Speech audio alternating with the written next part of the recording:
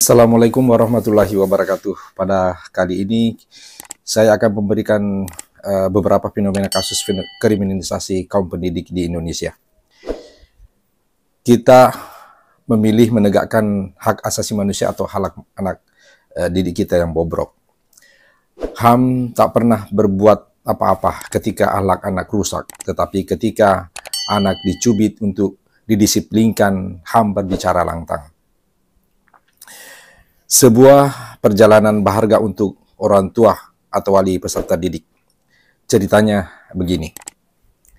Hakim itu mengejutkan semua orang di ruang sidang.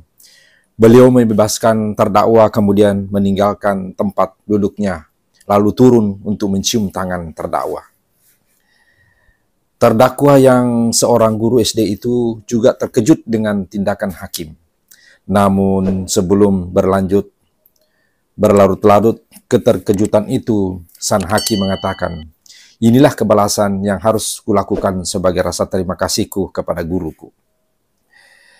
Rupanya terdakwa itu adalah gurunya sewaktu SD dan hingga kini yang masih mengajar di SD.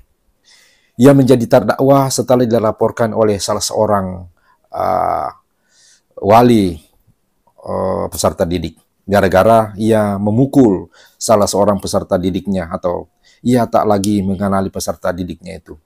Namun sang hakim tahu persis bahwa pria tua itu yang duduk di kursi pesakitan itu adalah gurunya dulu waktu SD.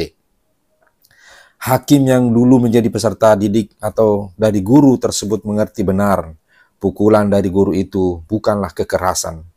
Pukulan itu tidak menyebabkan merasa sakit dan tidak melukai. Hanya sebuah pukulan ringan untuk membuat peserta didik mengerti akhlak dan menjadi lebih disiplin. Pukulan seperti itulah yang mengantarnya menjadi hakim seperti sekarang.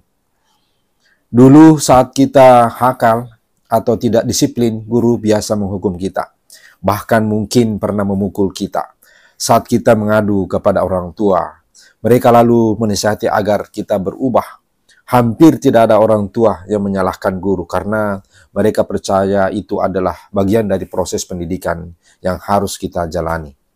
Buahnya kita menjadi mengerti sopan santun, memahami adab, menjadi lebih disiplin. Kita tumbuh menjadi pribadi-pribadi yang hormat kepada guru dan orang tua peserta didik. Lalu saat kita menjadi orang tua di zaman sekarang, tak sedikit berita orang tua peserta didik melaporkan guru karena telah mencubit atau menghukum anaknya di sekolah.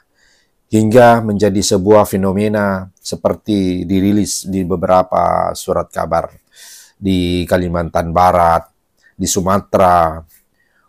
Guru-guru terkesan membiarkan peserta didik atau wali peserta didik seperti yang dialami teman-temannya. Sudah beberapa guru di Sumatera Selatan dilaporkan wali peserta didik hingga harus berurusan dengan polisi.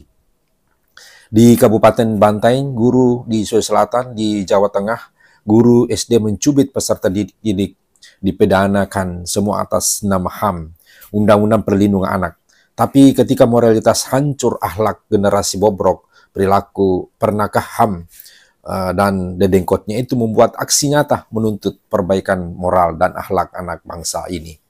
Semoga narasi ini bagi kita para orang tua peserta didik atau wali peserta didik bisa membangun hubungan yang lebih baik dengan guru.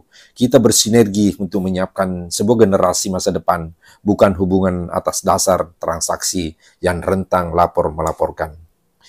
Bukan mencari pembenaran di sini, tetapi hanya membuka fakta untuk Indonesia raya yang berjaya dan berdaulat. Demikian sekedar narasi tentang bagaimana guru sebagai kelompok yang mencoba memperjuangkan nasib pendidikan di Indonesia. Demikian. Assalamualaikum warahmatullahi wabarakatuh.